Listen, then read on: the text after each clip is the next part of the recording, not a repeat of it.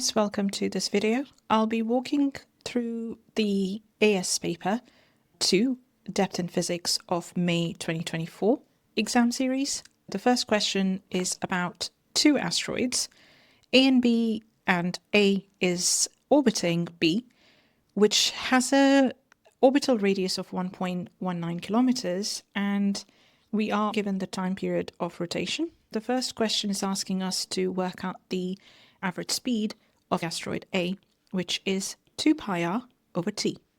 And that's as simple as just putting the values in the right units. So times 10 to the 3 over 4.29 times 10 to the 4. And that will give me a value of 0.174. Part B is asking us to get one similarity and difference between the velocity at P versus velocity 6 hours later.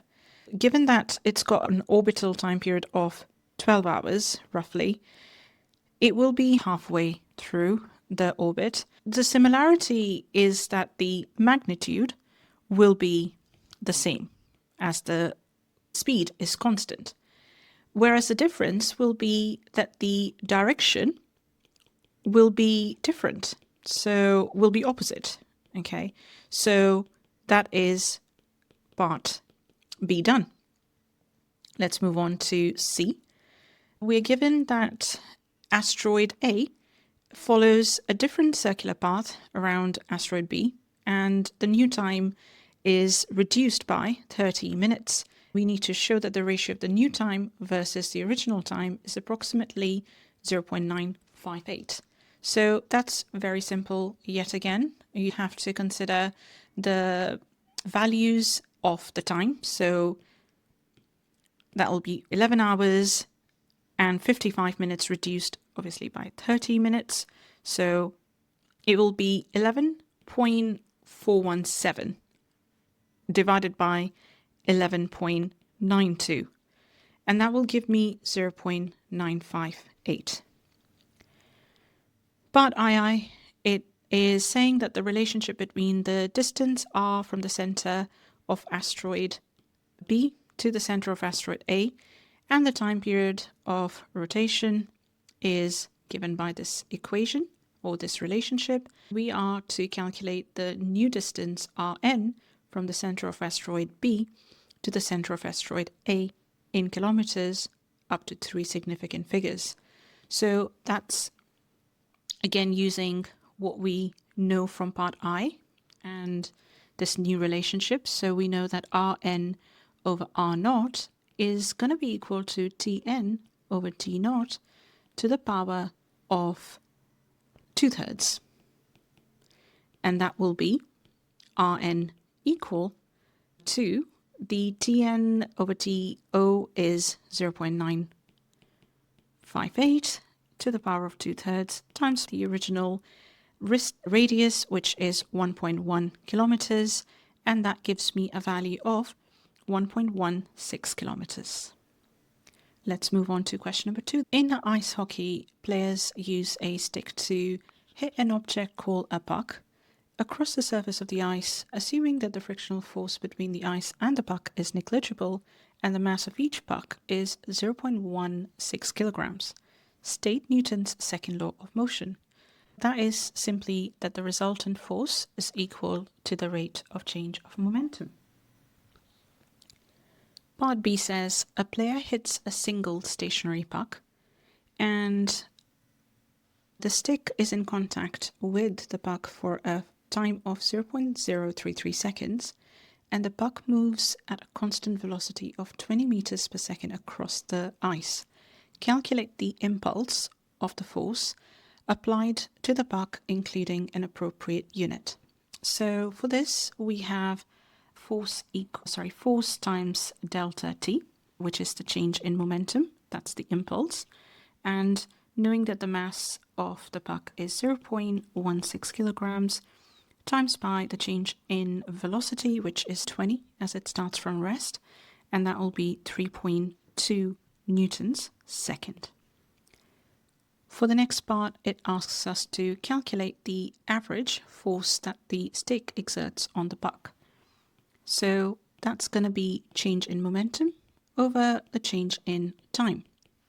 So 3.2 divided by 0.033 seconds, which gives me 97 newtons. Next part of the question talks about a mass m, which is stuck on top of a second puck B, where it is stationary. The single puck travels across the surface of the ice towards B, and it is elastically colliding. Explain what is meant by perfectly elastic collision. That is where the kinetic energy is conserved. Then for the next part, it says, after the collision, B travels across the surface of the ice with a velocity of 8 meters per second, and the velocity of the single puck after the collision is minus 12. Determine the value of m. So given that this is a positive direction, this is negative, we know that momentum is conserved. That is, after the collision is the same as before the collision. Let's talk about before the collision. We will have just the momentum of the single puck, which is 0.16 times pi 20. And then after the collision, bear in mind that the single puck is moving in the opposite direction, so that'll be 0.16 times minus 12, along with the momentum of this combined system. So it will be m plus 0.16 times pi 8. Okay, so once you've got all the values sorted, m plus 0.16 will be equal to 3.2 plus 1.92 over 8, and that will then give you an answer of 0.48 kilograms. Okay, let's move on to question number 3. In an experiment, a trapdoor and electromagnet are used to determine the acceleration of freefall. That is a nice experiment. We've got some values of h and t at the time for the fall. We are given the relationship between the two quantities as well, where g is the acceleration of the freefall.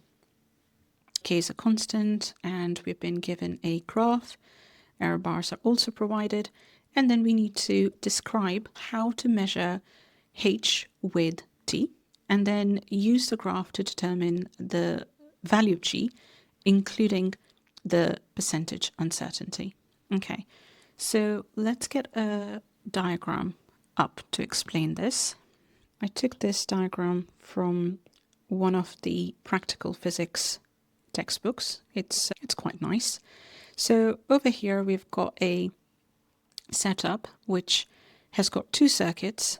At the moment the switch is to the top circuit, it's closed, and the electromagnet is holding the ball together.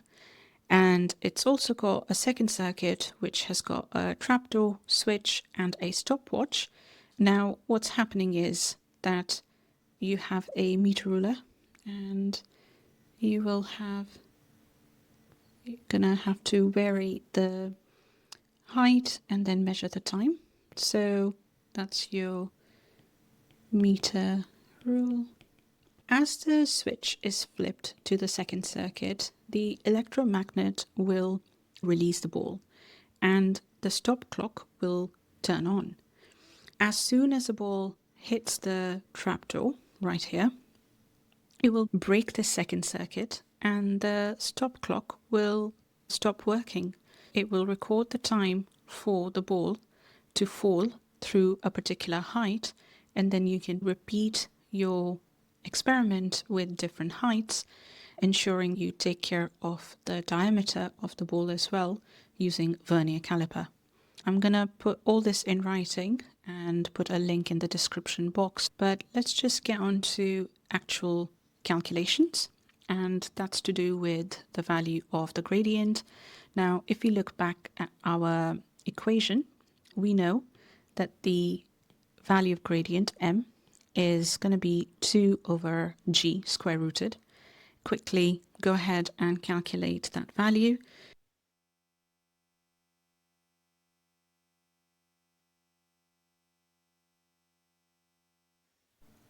bear in mind that's in milliseconds, so m will be equal to 0.492 minus 0.368 divided by 1.0775 minus that value, which is 0.80625, and that is going to give me a value of 0.457.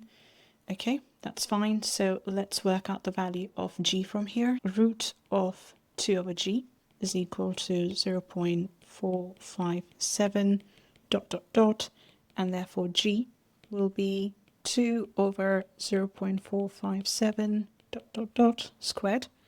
So let's see what that gives us. 2 over, that gives me approximately 9.5 meters per second squared.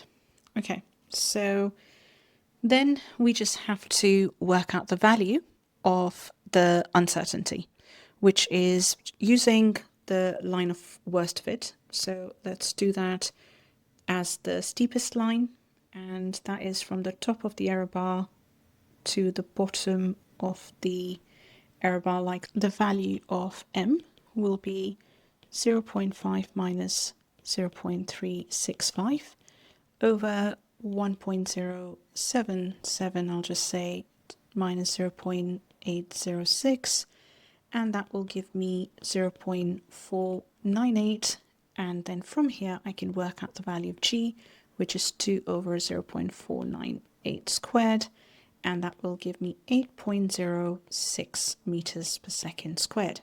And then from here I can work out the percentage uncertainty, which is simply by doing 9.5 minus 8.06 over 9.5 times by 100, and that will give me a value of 15%. Okie doke, let's move on to our next question.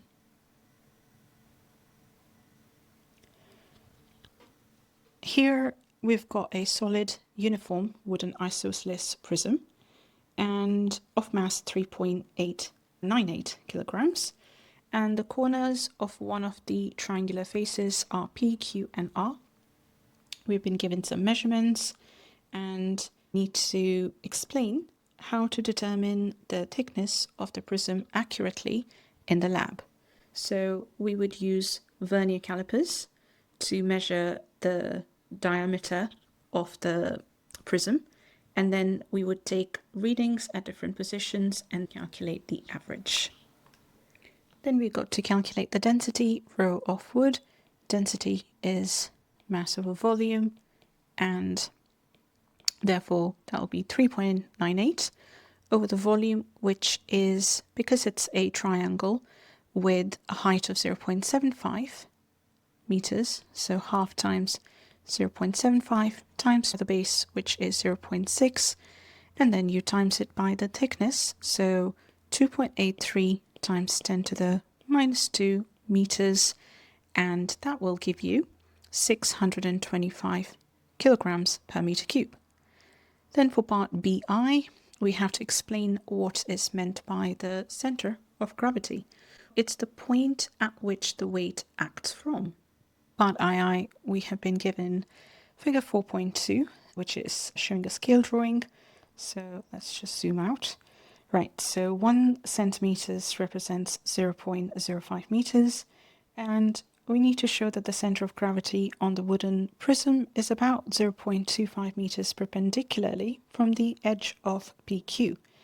In your answer, draw lines on figure 4.2 and label the position of the center of gravity C on the scale drawing. So let's go ahead and basically draw some lines. Measure up the lines PR and PQR, and then simply find the midpoints and draw a line from P to QR, and a line from Q to PR, and a line from R to PQ, and where they meet is the center of gravity.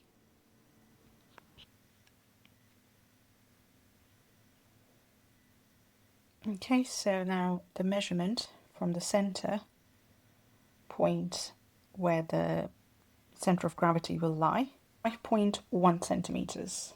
That means 5.1 centimeters times by 0.05, which gives me a value of 0.255 meters, and or that could be rounded to 0.26, but that is within the acceptable range of the answer.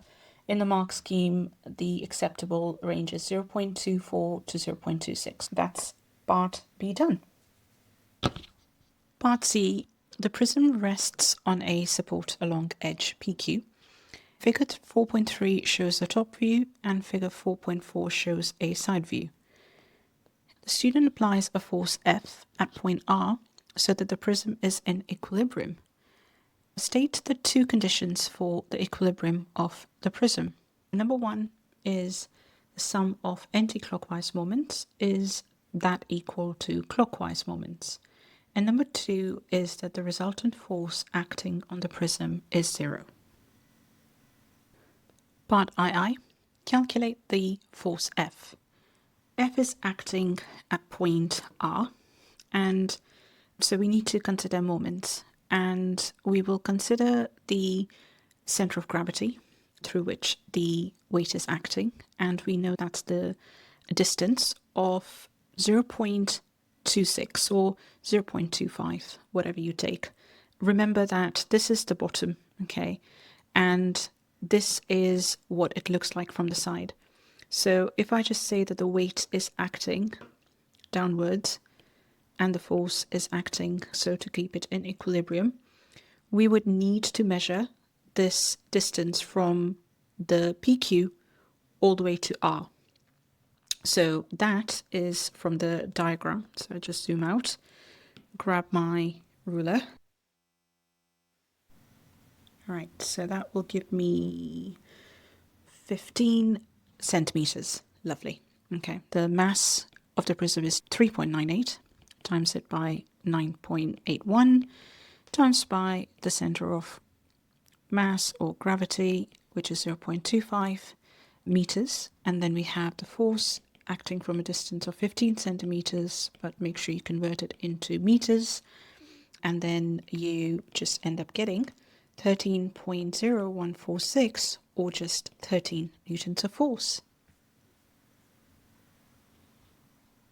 For question number 5, we've been given the table of speed and wavelength of yellow light in air, and the refractive index at the air glass boundary is 1.52.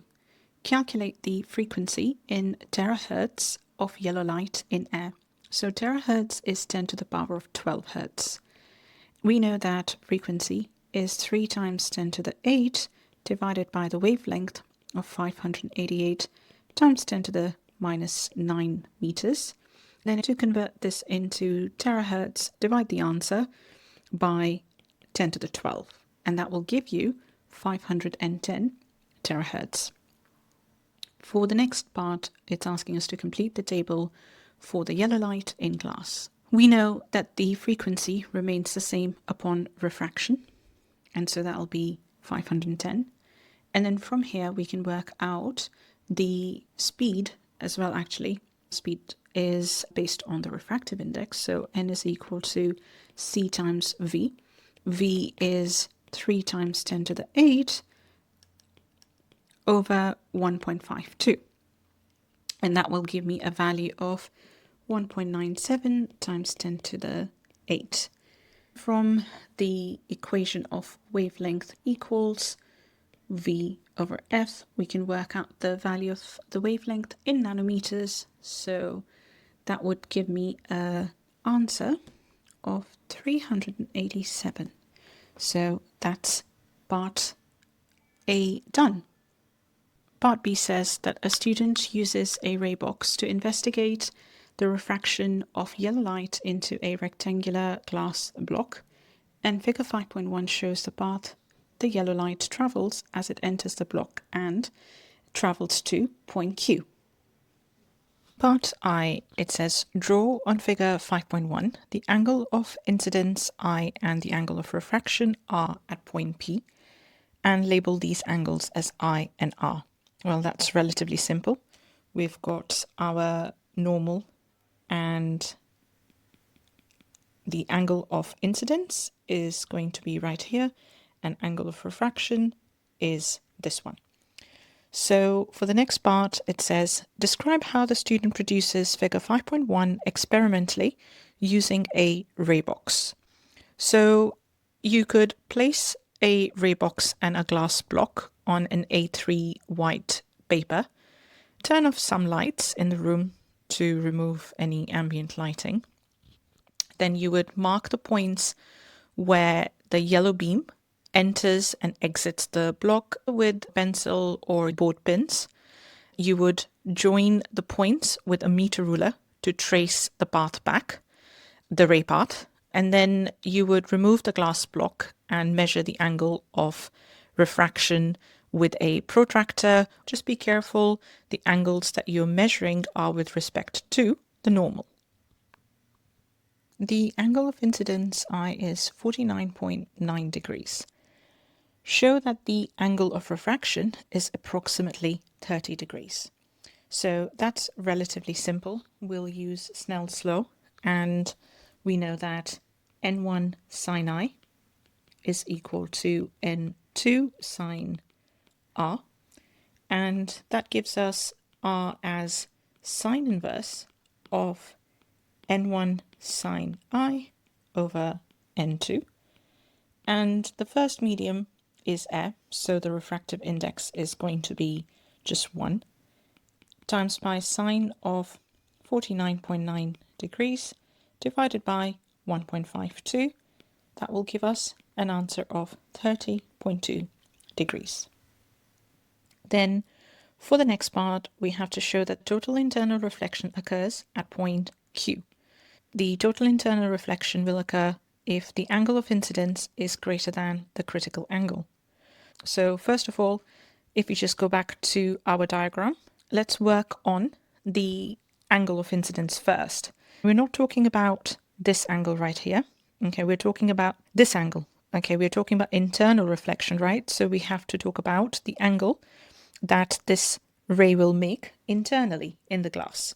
If I just draw normal, and we know that this was approximately 30 degrees.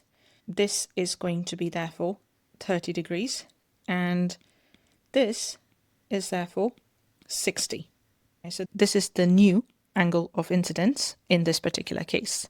So then let's go back and work out the critical angle by using the formula of sine C equals 1 over n. So C will be sine inverse of 1 over n. Obviously, the C is capital C, not the speed of light. So that is going to give me, n being 1.52, will give me 41.4 degrees. And since I is 60, it's greater than the critical angle, therefore total internal reflection will happen. And then for the next part, it says draw on figure 5.1 the path of the light as it travels from point Q back into the air. Okay, so that's also quite straightforward. You will end up drawing a reflected ray.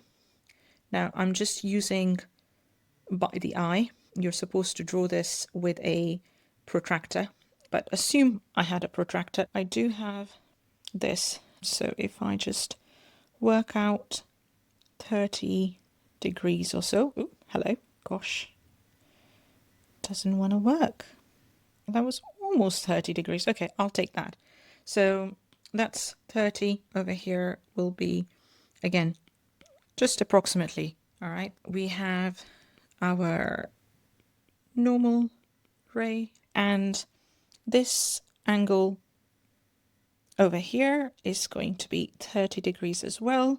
the ray would have to be coming out of the glass block, and it will follow the same path as the yellow light was following outside in the first place, which will be at an angle of 49.9 degrees. So it would look something like this. Please make sure you measure it, and this will be 49.9 degrees, and that's basically it.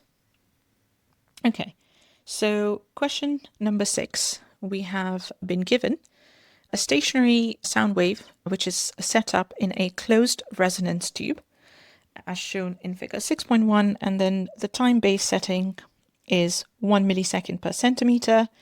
The signal generator is adjusted until the fundamental mode of vibration is detected. We need to determine the fundamental frequency f0 of this vibration. So we can just use the time period. Okay, so time period, which can be worked out from the diagram. Start from here to here, and that is 1, 2, 3, 4 boxes, and that will be 4 centimeters times by 1 millisecond per centimeter, and that will be therefore 4 milliseconds, and therefore f0 will be 1 over 4 milliseconds, which is 4 times 10 to the minus 3, and that will give you 250 hertz. Easy. Okay. Part B, it says draw on figure 6.3 the stationary wave pattern for the fundamental mode of vibration. Label on figure 6.3 the positions, if any, of nodes and antinodes. Okay, so because it's the fundamental mode and we know one end is closed, okay, so that's where you're going to have your node, and then you're going to have your antinode N right here and A right here. Okay, so next we've got a frequency of the signal generator which is increased until the next harmonic is displayed on the oscilloscope. Calculate the frequency Fn of the next harmonic. Okay, so let's go back to our diagram. So next harmonic will be in such a way that it produces, I can't really draw it over here, but it will just produce another half a wave like that. Okay, that's really bad, but you get the idea. Okay, so that means that you're going to have 3 times as much as f0. Okay, so 3 times 250, and that will give you 750 hertz. All right, let's move on to our next question. A battery of e.m.f and internal resistance R is connected to 5 identical wire wound resistors in a circuit. Each resistor between P and Q has a resistance of 300 ohms, and 2 of the resistors are labeled as X and Y. And we have been given some data table, and it says suggest why a student deduces that the e.m.f of the battery has a value of 4.57. That's because 4.57 will be the voltage reading when the current is 0. In other words, when no volts are lost to the circuit, it must be the potential difference across the source. The next part says show that the resistance R is approximately 3.9 ohms. Okay, that's not too bad. We know that e.m.f is equal to V plus IR, and we also know that the R therefore is e.m.f minus V over I, and we know that the current is 18 milliamps, and the difference between the two is 0.07 volts, so 0.018, and that will give me a value of 3.88 ohms.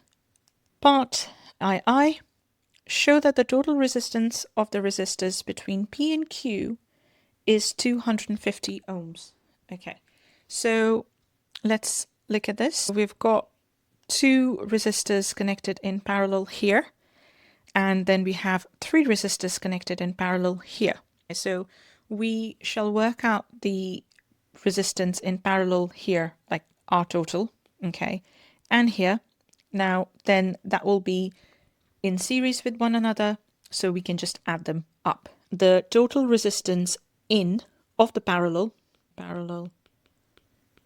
will be RT, I'm just going to call it 1 over 1 over 300 plus another 1 over 300, and then another one of, I'm just going to put it as 3 over 300, can't be asked, and that will give me 150 plus 100 ohms, which gives me 250 ohms as the value. Let's move on to part B. It says the switch is closed for 300 seconds. Calculate the energy dissipated in R. Oops. Okay. That is power times time. And we know that power is I times V. So we know that the current that was flowing was 0.018 amps.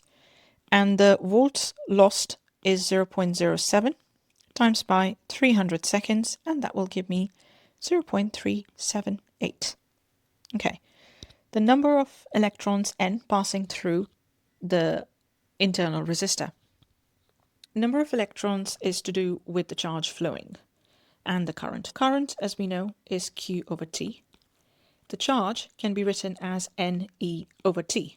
All right, so that is relatively simple, as N is equal to the current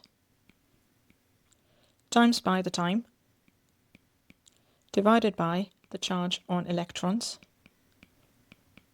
which gives me 3.4 times 10 to the 19.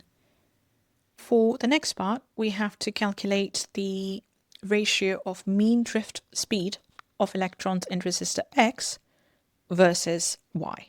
So again, we know a formula, I equals NEVA, and they have their respective meanings. I is basically proportional to V, okay, the velocity, the drift speed. And we know that the current in resistor X will be affected by the fact that there are two resistors connected in parallel. So 0.018 divided by 2 versus the current in resistor Y, which is 3 resistors in parallel, will be divided by 3. In other words, it's just going to be 3 over 2, and that will give me 1.5. Part C. Resistor Y is removed from the circuit. The switch is now closed, and we need to complete the sentences to state the change, if any, in the meter readings. So, the ammeter. Ammeter reading, okay, let's just go back up real quick, and we know that now Y is removed. So we have basically 2 resistors in parallel instead of 3. So that means that the resistance is going to go up, and therefore the ammeter reading will decrease. So it decreases as there are 2 resistors in parallel instead of 3. So basically R increases. Then we have the voltmeter reading, which is basically right here. What would happen if all this is removed? We know that the overall resistance will increase. So that means that more volts will be lost, and therefore it would increase. Question number 8. In 1929, the Nobel Prize was awarded to Louis de-Broglie for his discovery of the wave nature of electrons. Describe, with the aid of a suitable diagram, how an experiment can be safely conducted to demonstrate the wave nature of electrons, then how observations indicate the wave nature, and how an estimate of de-Broglie's wavelength of electrons compared with an estimate of de-Broglie's wavelength for a car traveling at a speed of 110 kilometers per hour on a motorway. Okay, so let's get this diagram up. So I've taken this diagram from the OCR textbook and it's quite well explained. We've got thermionic emission happening over here where a hot wire, which is a source of electrons, a cathode, and the electrons are accelerated through a high potential difference towards an anode. They have this slit through which they will pass and hit this piece of polycrystalline graphite. Imagine that these carbon atoms have gaps in the middle, right? And so these will act as narrow slits. And as electrons are passing through, therefore they will diffract. This exhibits the wave nature of electrons. They diffract because their wavelength is equal to the gap between the carbon atoms. These are the points I would highlight in my answer. Now, we need to work out how does the wavelength of electrons compare to that of the car. And let's just look at that here. So for the electrons, we know that the wavelength is h over p, where p is the momentum, and 6.63 times 10 to the minus 34 divided by the mass times by the velocity with which they travel and in vacuum. That would be 2.4 times 10 to the minus 12 meters. Now that's the de-Broglie's wavelength of the electron. Let's compare it to the de-Broglie's wavelength of a car traveling at a speed of 110 kilometers per hour. So similarly, for a car, wavelength will be 6.63 times 10 to the minus 34 divided by the speed of a car. Now let's just say the mass of the car, typical, 2000 kilograms and 110 kilometers per hour. Make sure you convert it into meters per second.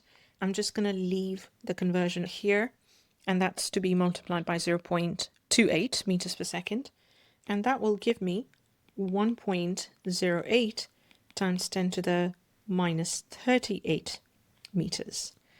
This basically shows that for electrons to diffract, it needs to pass through a very small gap, such as between carbon atoms, okay?